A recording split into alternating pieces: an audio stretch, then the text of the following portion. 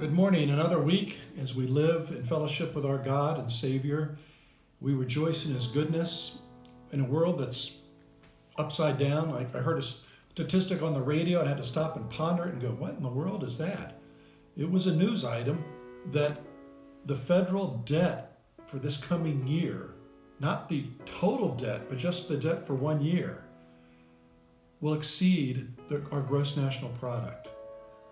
We're in debt.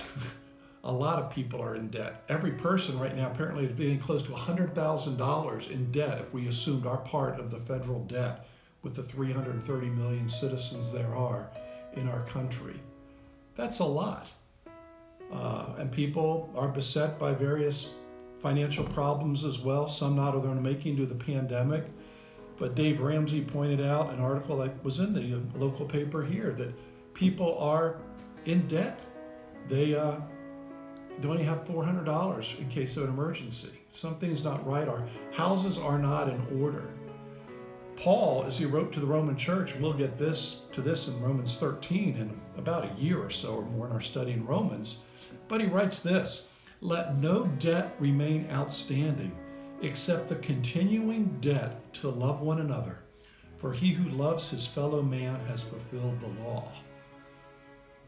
We should have just one debt. Now, if you have a mortgage, that's okay. Certain other loans, okay. But I'm kind of a Dave Ramsey follower, and even before him, Crown Ministries, to try to stay out of debt as much as possible, to live within our means, to be content with what God has given to us.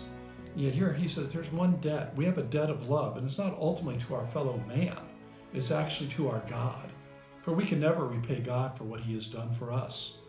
And we begin to calculate that, of how much we owe to God for his great love toward us. And in fact, we can't love others except that we know that God has first loved us. And he's done that through the work of Christ on the cross, and even just sending Christ to come to earth. And even before that, in planning out our salvation, as we've seen our study the golden chain in Romans 8. That is incredible. And that should motivate us then to love. Why? Again, he has first loved us. And the love of Christ should compel us to do so many things, to tell others the gospel, to look, to do acts of love, of goodness to fellow believers, first of all, as Paul tells us in Galatians 6, and then to others as well.